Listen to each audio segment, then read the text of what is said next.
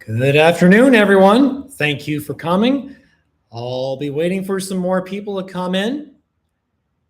In the meantime, whoever's here, if you can tell me where you're joining from in the chat, wherever in your world. I'm here in Houston, broadcasting here in Houston, Texas. And you?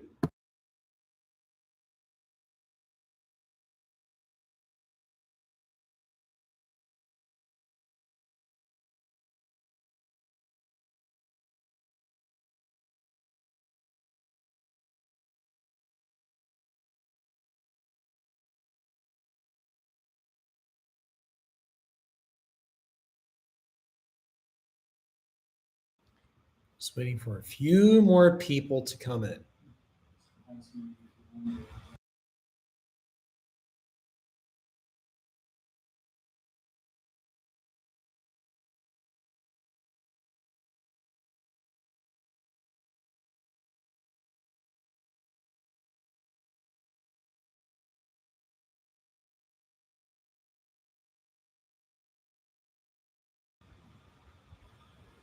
Art World's Marketplace. Hey, yeah, cool.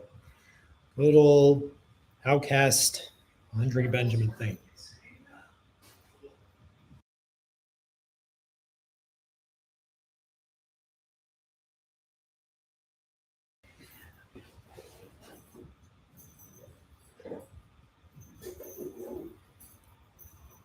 All right, well, welcome to the live stream. This is the second in a series of educational bits and pieces, mixing up vinyl, music, hardware, turntables, and the economics and business side of music as well, and how it ties into the world around us. Today's topic is going to be AI. The Beatles Now and Then has become huge news. It was just released today. Everyone's talking about it. But first, I want to slip in a bit of an announcement. I have launched this new Facebook group for people of many different hobbies to interact with. And it's a Facebook group for questions about turntables, vinyl, Lego, artificial intelligence, and marketing and copywriting. My goal with this group is to create a drama-free zone for people to share their interests, ask questions.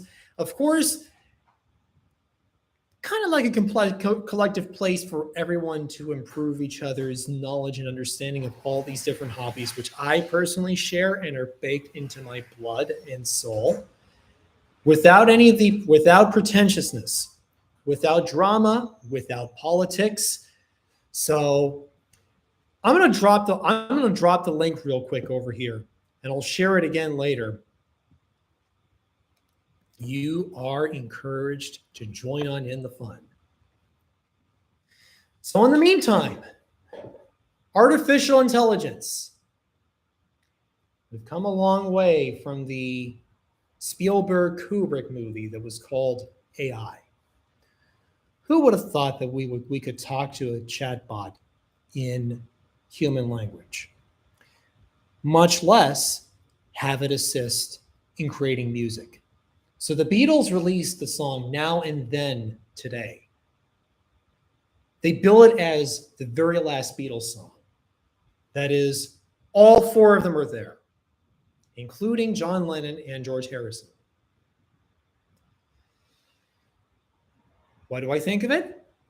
It's nice. I only gave it one listen. The dynamics sound kind of compressed, but I think I might have to listen on a better pair of speakers in order to really understand the whole thing. But it's decent.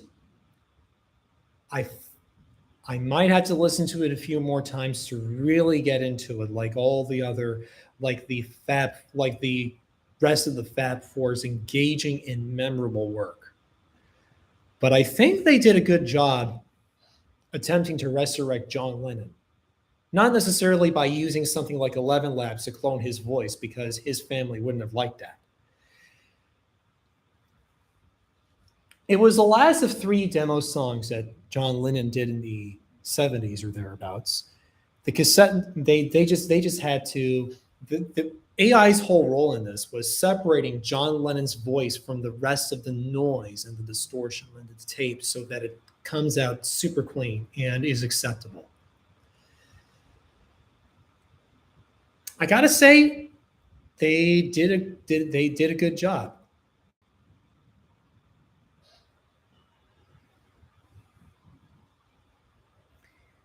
The vocals sound kind of lo-fi in this uncanny, modern sort of way, but it all works out. It all works out nicely. So, where do I see AI's role in music coming from here? It's only going to get more sophisticated. Not only did we get DALL-E 3, which generates images with ridiculous detail, and it actually writes the text you tell it to for the most part. And you have all of these new language models coming out in addition to ChatGPT, but the future is bright. There's all this fear mongering about AI replacing composers and songwriters. Here's how I see it. It's best used for ideation and technological advancements in sound. It's possible that AI might be used to extract from an analog tape new clarity, new high frequencies that not a single human could have ever been able to perceive before, not with the most advanced of noise reduction and frequency enhancing algorithms, not with any of those silly little swooshy MP3 artifacts like I had to deal with when on my very, very first attempt to clean up noise from a vinyl record in Audacity. 2007, those were the times. AI might be even used for mastering, to separate instruments, to make new mixes that might have never been before possible without artifacts. Now, the problem that I see here is that purists, audiophiles may see this as ruining the sound. But my ear is pretty well tuned to the very lush sound of analog tape, and I'm sure this technology will progress to a point where sonics, where AI-based remastering and remixing will be practically indistinguishable from just plain human work. We already saw it with the MoFi Gate scandal, where people thought they were getting an all analog product. And with these vinyl reissues, even though their ears heard analog, what was actually there was a really, really, really fantastic or otherwise detailed digital transfer on vinyl. I've known that digital vinyl can effortlessly imitate analog well before this whole MoFi Gate thing came along. AI enhancing the highs and lows of vocals. AI making things seem more natural. AI helping with restoration. Who knows? We have all these modern day PLCs operating in pressing plants, in vinyl record pressing plants. What if AI could be used to improve the quality control of pressing plants with all this nonsense going on about pressing plants being overloaded, lines being backed up, and us vinyl consumers not getting the albums and records that we want early enough, and significant delays in pressing times for small indie bands. What if AI can make all those processes faster and actually teach humans the industrial expertise of the past that was so valued and is disappearing. It was so valued in a time when vinyl records were simply a commodity in the late 20th century. It was normal. It was expected. And yet now it's a specialty. Records are expensive. They cost a lot of money. It's difficult to, I'm reading it's more and more difficult to get good quality. And I'm figuring that AI is going to have a much, much bigger role in that. Yes, OpenAI did ChatGPT earlier this year, but it's so much more now. I mean, at least if you prompt it, it's so much more now. If you prompt it properly, it's so much more than simple, cliched essays that very closely resemble the TV commercial for Jerry Seinfeld's movie Comedian. In a land, nestled in a land where music reigns supreme, lies Old Music on Vinyl 1, a paragon of quality and fun.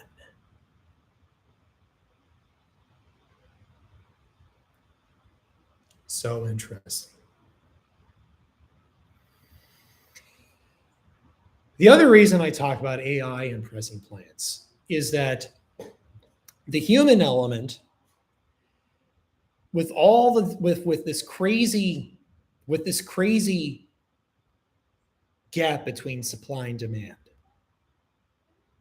the human element has to be better able to take care of the machines. So in late 2017, I got this copy, one of my most memorable vinyl purchasing experiences. I got this copy of Captain Beefheart's Like My Decals Off Baby. It was a sequel to the controversial and notorious Troutmaster Replica. Now, if you've never heard of that album, you better look it up and you're going to have the time of your life. This album is just as crazy, it's just as insane in its rhythms, and possibly even better and more concise than Troutmaster Replica. But not to go on too long about the music, I got the record, I took it home, I shrink wrapped it, and I saw the worst damage I'd ever seen to a newly pressed record in my life. An entire inch or two of each side looked like it was totally chiseled off, and it was unplayable. I'm sure that if I had set my needle down, it would have scraped it clean off in a minute. It was pressed by this pressing plant in the Netherlands called Record Industry, who they're essentially the old CBS pressing plant taken over by a former client of theirs. And I consider them the best pressing plant in the world. Nearly everything I've gotten from there is super clean, quiet, free of surface noise, excellent quality control. I haven't a complaint about them. This was the only bad record I ever got from them. So you can imagine how surprised and disappointed I was. And I actually went to the source, the pressing plant. I'm like, hey, what happened to this? And I got an email back from the owner, Ton Vermeulen, if you've heard of him. He's like, I'm so sorry that this happened. Our record presses are fully automated from pressing to sleeving. What happened was an error in the deflashing and temperature control process. The machines attempted to remove flash or excess vinyl from the edge of the record, but there was a one-time temperature issue, and as a result of that, you got the damage that you saw here. It very rarely occurs. However, it affected the whole batch. We will pick up on it right away and suss it out.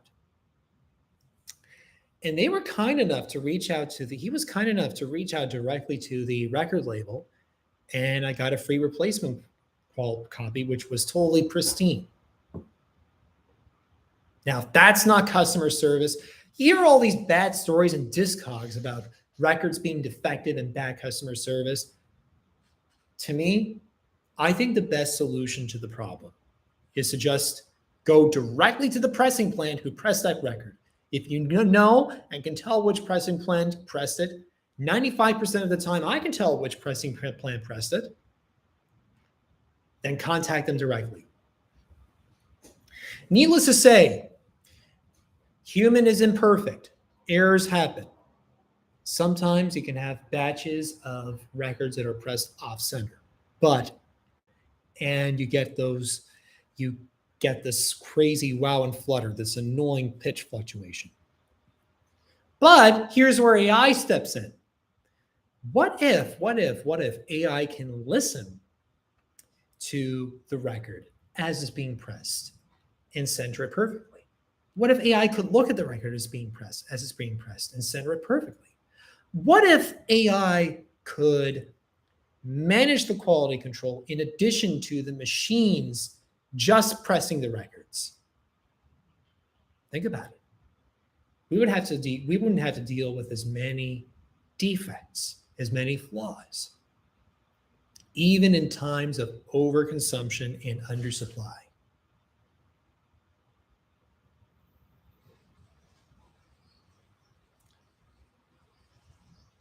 I'm not saying that AI will replace every human.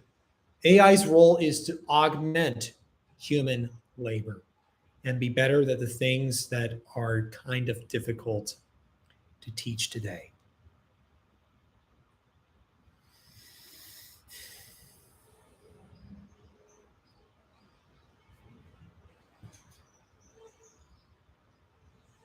Yeah. What else is nice in AI? Stevie Wonder operating voice-activated ChatGPT to do some cool stuff. ChatGPT creating more parody radio spots and TV commercials in a land, in a time, in a land before time, in an outpost, on the edge of space. All right. The reason I talk about artificial intelligence is in business, I've been using it to assist in writing in many ways and in special kinds of content since 2017. And since the advent of ChatGPT, it's only gotten a whole lot better. So many tasks simplified, so many things improved. I believe that if these people who are striking at the Writers Guild of America get a handle on the more positive aspects of AI, as opposed to where they believe it might kill the creativity, like whatever we just discussed today, the Beatles' last song. I think things will only get better from here. Okay. Let the games begin. The Ask Me Anything session shall commence. What question do you have guys? Anything anything related to this session, or anything related to music, turntables, vinyls, computers, marketing, heck, even Lego, anything. Fire away. Anyone?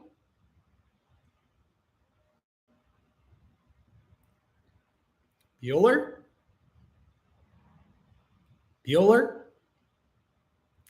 Questions, comments, complaints? Hey, if you got a complaint, you won't hurt my feelings.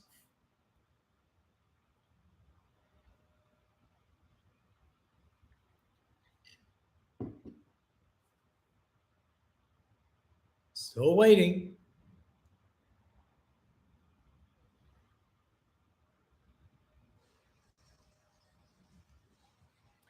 Hey, in the meantime, while I'm waiting for the floor to fill up with questions, and I'm going to give one last call.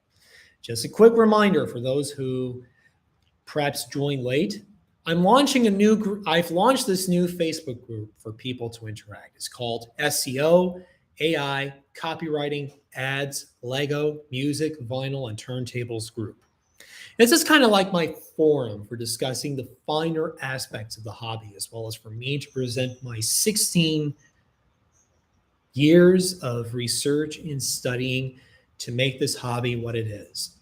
I've been mostly interacting in Reddit about this stuff, and someone who's new to the hobby and just inherited some records from his dad, he didn't even freaking know that microline styluses could damage grooves. This is sort of like this forum for, grooves of styrene records. Sorry for that Freudian slip. This is a group for people who are involved and interested in any of these hobbies: SEO, AI, copywriting, ads, Lego, music, vinyl, and turntables, to interact, ask questions, show their stuff, show their equipment, show finds, anything of the sort. I encourage you to join. I've posted a link in the chat, and if you don't yet have that link, I'm going to post it right here again so you can join. Okay, I got one question here. Arkwell's Marketplace. What happened to your Lego turntables? Ah, yes, that project. It is in storage. Right now, it's sitting in storage, and only a slight part of it, a bit of it is disassembled, but it's still intact. So for those who don't know, I embarked on an endeavor with my dad to build the world's first Lego record player with a real magnetic cartridge. Most of them to that point had a needle and a cone. Someone had done it with the old Mindstorms kits. I wanted to take it to the next level. I had a couple motorized Lego sets. The best kind. And I combined them into this record player with a magnetic cartridge from my Newmark turntable, a Newmark Groove Tool, or a Chuo Denshi MG09 if you want to be really nerdy, and wired it up with alligator clips to my real turntable.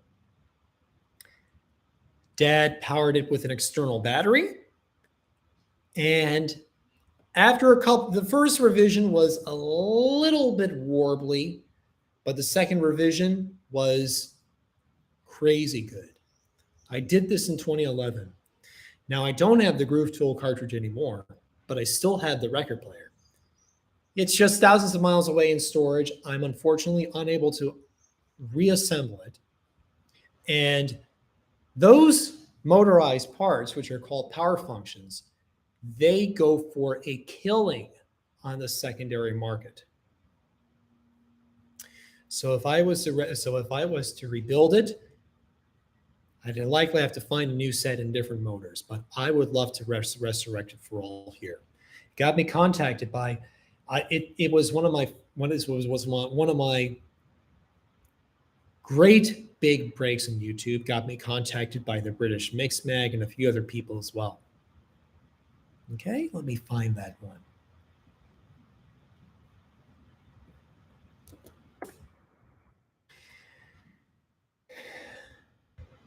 Man, that video has become so popular. It was a meme on the Vinyl Jerk Reddit, subreddit, and even on social media. I should do some stuff with that, you know? Any other questions while I have y'all here?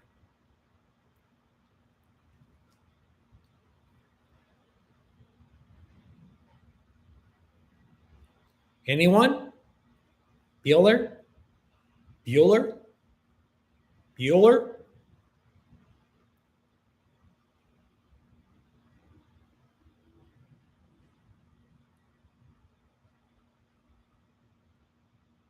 Okay, well, if there are no more questions, well, I think that'll be a wrap. Thank you all for joining me today on the second edition of Old Music on Vinyl 1's AMA. I hold these events bi-weekly or once every 4 weeks. I know this one was a bit longer delay compared to the last one, but I do appreciate y'all for joining. Regular announcements will come, and the next event will be announced as always in the community post section, and you will be notified both by me and by YouTube once it goes live. Again, that link to my community about vinyl records and Lego and other stuff, join on in. It's in the chat. And I'm going to post it in the pinned comments once I'm done this live stream. All right.